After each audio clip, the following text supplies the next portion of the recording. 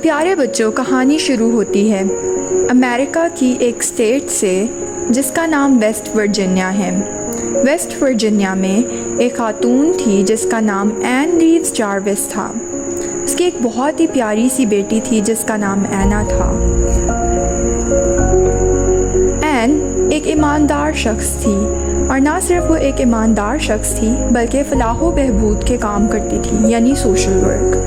N ने बच्चों की देखभाल करने के लिए, माँओं को ट्रेन करने के लिए ट्रेनिंग सेंटर्स का क़याम किया था, जिसका नाम मदर्स डे ट्रेनिंग सेंटर था।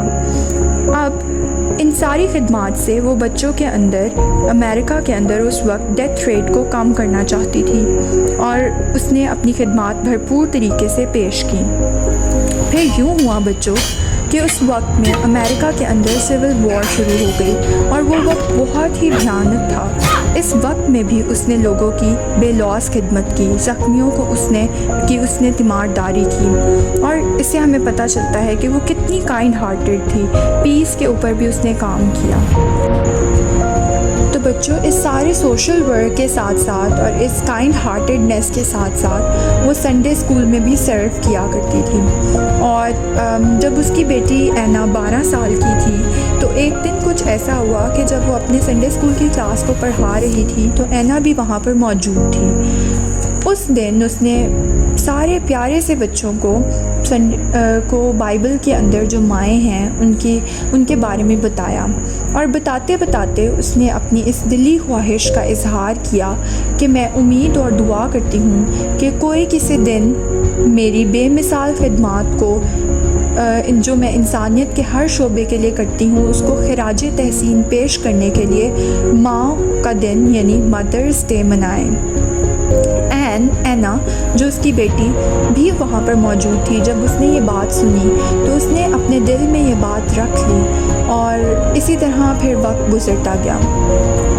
लेकिन वक्त एक जैसा ना रहा, और एन की वफ़ात 1905 में हो गई, और वो अपने मालिक हकीकी से जा मिली। जब एन की वफ़ात हुई तो एना बड़ी हो चुकी थी, और अब भी उसके दिल में वो बात मौजूद थी। अपनी माँ की वफ़ात के बाद उसने ये कोशिशें शुरू कर दी और ये जद्दोजहद शुरू कर दी कि कोई ऐसा दिन ज़रूर होना चाहिए जिसमें पूरे अमेरिका के अंदर माँओं को खराज तहसीन पेश किया जाए, और इस्पेशली वो अपनी माँ को कमेमोरेट करना चाहती थी, उसकी कुर्बानियों को इजहार करना चाहती थी। एना भी अपनी माँ की तरह संडे स्कूल टीचर थी, और वो सेंट जॉर्ज चर्च में जो उसके इलाके में वाक़या था अपनी खिदमात पेश किया करती थी। अपनी माँ की वफ़ात के 2 साल बाद 1908 में उसने अपनी माँ की याद में और अपनी दूसरी दीगर माँओं को अप्रिशिएट करने के लिए एक बड़ी तकरीब मुनक्किद की, और अपनी जद्दोजहद को उसने कायम रखा। फिर इसी तरह वक्त गुज़रता गया। ये सारी जद्दोजहद जो वो माँओं के दिन के लिए, माँ के दिन को मनाने के लिए कर रही थी, उसके पीछे उसका मकसद ये था कि एक ऐसा दिन होना चाहिए जिसमें बच्चे अपनी माँ के साथ वक्त स्पेंड करें, उसके साथ सुबह पहले चर्च जाएं और फिर घर आकर अपनी माँ के लिए एक पर्सनल लेटर लिखें जिसके अंदर एक पर्सनल टच मौजूद हो कि किस तरह से उनकी माँ उनके लिए कुर्बानियाँ पेश करती है। और फिर इनएक्सपेंसिव इनकारनेशंस, इस तरह फूल हो गए, छोटे छोटे गिफ्ट्स, उनसे अपनी माँ को खराज तहसीन पेश करें, अपनी माँ के साथ एक अच्छा दिन स्पेंड करें। 1910 में उसके लिए एक बड़ी कामयाबी थी कि उस वक्त का जो प्रेसिडेंट था, प्रेसिडेंट वुडरो विल्सन, उसने इस माँ के दिन को मंजूर कर दिया कि मंजूरी दे दी, और माँ का दिन जो था वो इस तरह से नेशनल डे बन गया, एक नेशनल हॉलीडे बन गया। फिर 1912 में ऐसा हुआ कि बड़े पैमाने में सब लोग ये मदर्स डे मनाने लगे। अब مدرس ڈے بہت اچھا چل رہا تھا، لیکن اس سٹوری کی ایک فلپ سائڈ بھی ہے۔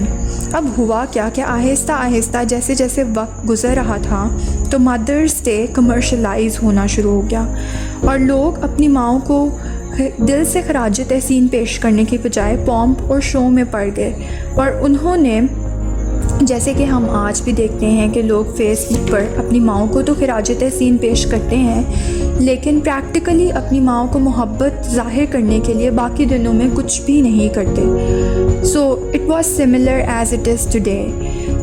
اینا کو یہ سب چیزیں دیکھ کر بہت دکھ پہنچا، اور پھر اس نے اس بات کی مخالفت شروع کر دی کہ ماؤں کے دن میں پرسنل اپریسیشن ہونی چاہیے، نہ کہ فین فیئر ہونا چاہیے، پومپ اینڈ شو نہیں ہونی چاہیے۔ تو بچوں، اس دن پر ہمیں اپنی ماؤں کو بہت ہی اچھے طریقے سے وداؤٹ پومپ اینڈ شو ایک خراج تحسین پیش کرنا چاہیے، اور یہ دن بنا ہی اس لیے تھا۔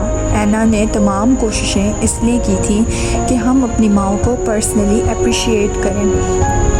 اب جو چیلنجز یا ریفلیکشنز میں آپ کے سامنے اس اسٹوری کے تھرو رکھنا چاہتی ہوں وہ یہ ہیں کہ how are you celebrating Mother's Day? Has any of your celebration got an element of show or pomp in it? Today we need to ask this question to ourselves کہ کیا ہم بھی تو نہیں فین فیئر میں پڑ گئے ہوئے کہ ہم لوگوں کو فیس بک پر تو دکھانا چاہتے ہیں کہ how much we love our mother, but in practical life we don't love her as much as she deserves. تو دوسرا چیلنج جو مدرس ڈے ہمیں دیتا ہے وہ یہ ہے کہ کیا آپ اپنی مدرس کو پرسنل گریٹیٹیوڈ پیش کرنے کے لیے، اپریسیشن کے لیے کیا آپ کیا کر رہے ہیں؟ تیسرا چیلنج اور تیسری ریفلیکشن جو اس اسٹوری کے تھرو مجھے ملتی ہے وہ یہ ہے کہ believers throughout the history have shaped it, and mother's day is also one of the days that has been shaped by the believers. As a believer I am significant and I can also play a role to shape the history.